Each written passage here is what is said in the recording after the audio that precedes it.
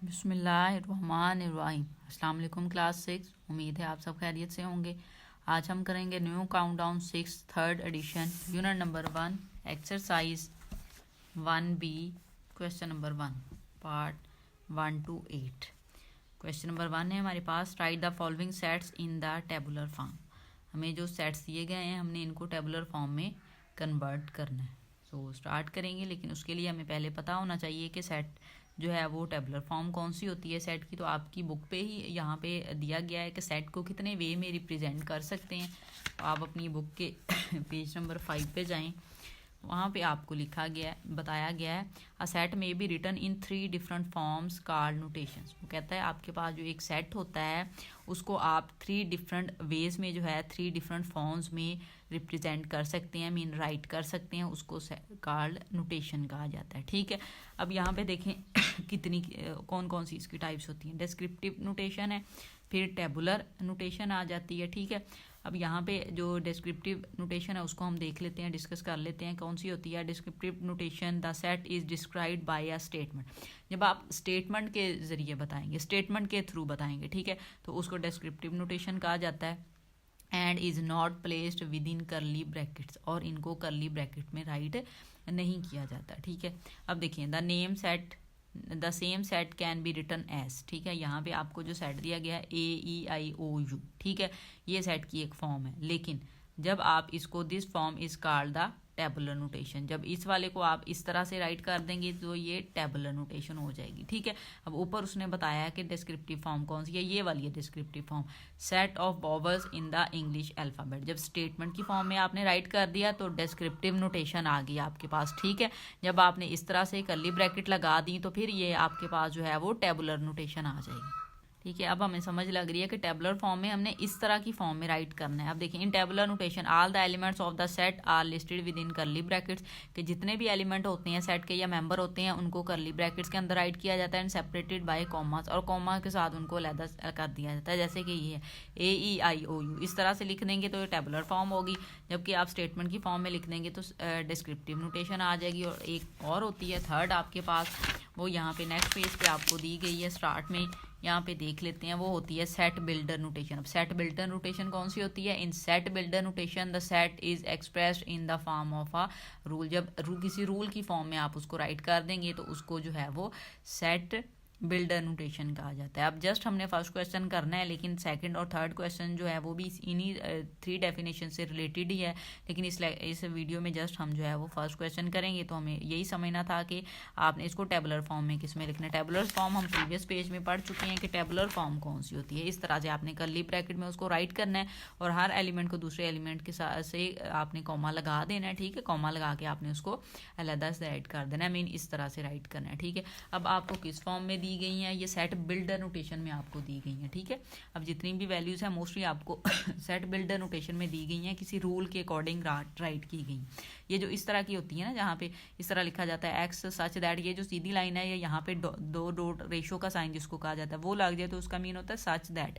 उन्होंने कहा है M is equal to X such that X is the name of the president of Pakistan. X जो है वो क्या है? Name of the president of Pakistan. Pakistan के जितने भी प्रेसिडेंट हुए हैं जब से पाकिस्तान बना है तब से लेके अब तक जितने भी हैं, आपने सब के जो हैं वो नेम लिखने हैं, प्रेसिडेंट के नेम लिखने हैं। प्राइम मिनिस्टर नहीं है, ये प्रेसिडेंट है। सो यहाँ पे आप उनके नेम लिखेंगे। सेट का उसने नेम आपको अब दे दिया था, सो हम यहाँ पे क्या करेंगे? M लिखेंगे, इक्वल लगाएंगे। हमें कहा गया था, बता दिया गया, हम टेबुलर फॉर्म में पढ़ चुके हैं कि आपने करली ब्रैकेट लगानी है, हम करली ब्रैकेट लगा लेंगे। अब प्रेसिडेंट जो है वो स्टार्ट से एंड तक आपने लिखने हैं। सबसे पहले तो इसके अंदर मिर्ज़ा था, सो यहाँ पे हम राइट करेंगे इसके अंदर मिर्ज़ा।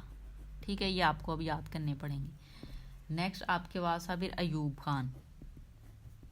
अयूब खान, कुछ के नेम तो आपको पता होंगे, कुछ के नहीं पता होंगे, लेकिन अब यहाँ पे लिखेंगे तो आपको पता चल जाएगा कि कौन कौन से प्रेसिडेंट रहे हैं पाकिस्तान के। ठीक है, फिर याहिया खान था, याहिया खान। ठीक है, फिर ज़ियाउल हक, ज़ियाउल हक, फारूक लिगारी,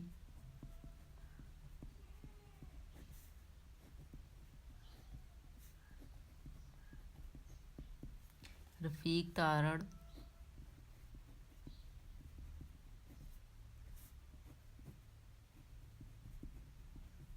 परवेज़ मुशर्रफ,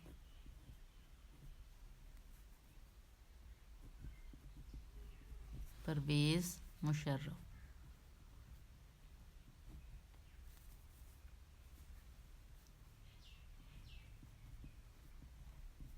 ठीक है, नेक्स्ट आसिफ अली जरदारी,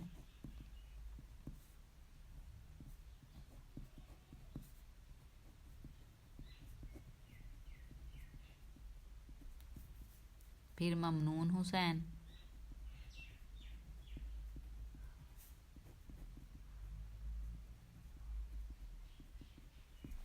और जो करंट है वो अगर हम लिखें तो वासिफ जरदारी है, लेकिन उससे पहले डॉक्टर आरिफ अलवी भी हैं, तो आप यहाँ पे राइट कर देंगे doctor Arif Alvi.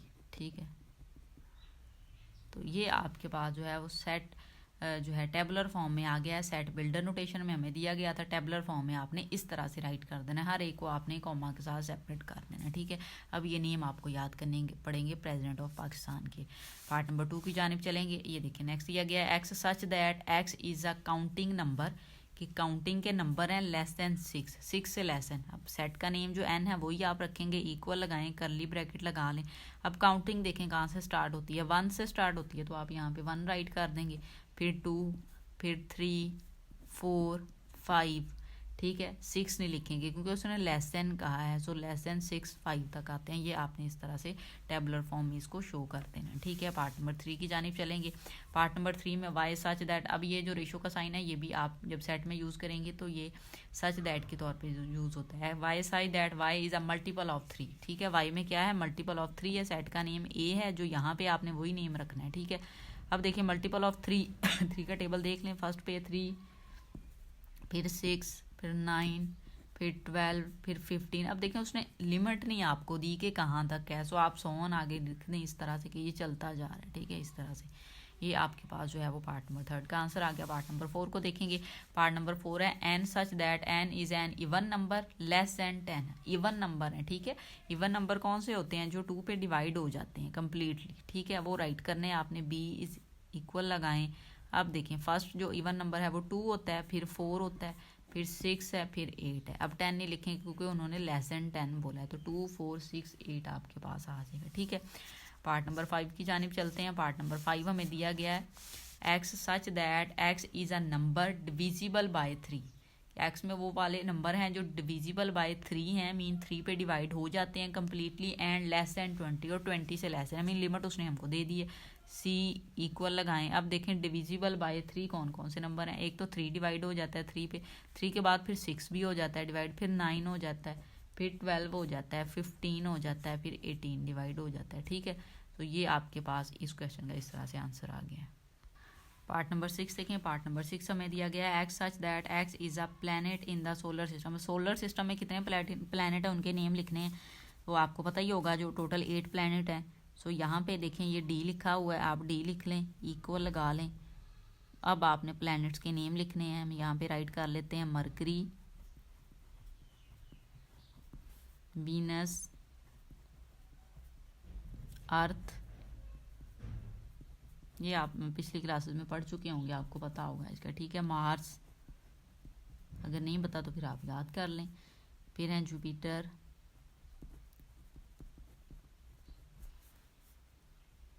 Saturn, Uranus, Neptune. ठीक है, लास्ट पे आप राइट कर देंगे नेपच्यून। ये आपके पास टोटल 8 प्लैनेट के नेम है, यही आपने लिखने थे, सोलर सिस्टम में यही प्लैनेट होते हैं। ठीक है, नेक्स्ट देखिए part number 7, X such that X is a day of the week. अब वीक में कितने डेज हैं उनके आपने नेम लिखने हैं। यहाँ पे हम एफ राइट करते हैं, इज इक्वल टू, यहाँ पे राइट कर लेते हैं Sunday, Monday, Tuesday, Wednesday,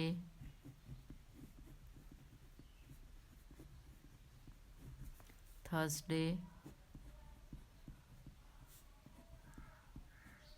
Friday, Friday and Saturday.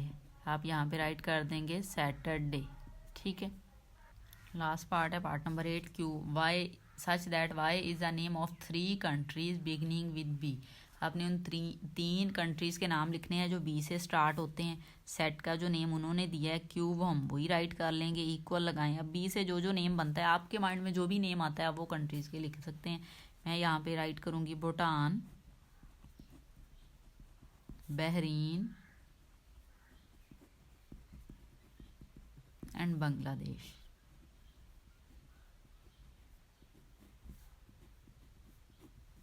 ठीक है, आप यहाँ पे कोई भी नेम राइट कर सकते हैं, कोई से भी 3 नाम राइट करने थे, ठीक है। आपने यहाँ पे आप बेल्जियम भी राइट कर सकते हैं, ठीक है। उसके बाद आपके पास जो है वो बेल्जियम भी आ सकता है, ठीक है। और भी कोई नेम होंगे जो बी से बनते हैं, आप वही नेम आपने कंट्रीज़ के लिखने थे, ठीक है, जो बी से बनते हैं। ब्राज़ील हो गया, ब्राज़ील भी आप राइट कर सकते हैं, आपकी मर्ज़ी है, कोई से भी आपने 3 नेम राइट करने थे, मैंने ये नेम राइट कर दिए, ठीक है। तो इस तरह से ये क्वेश्चन आपका सॉल्व होगा।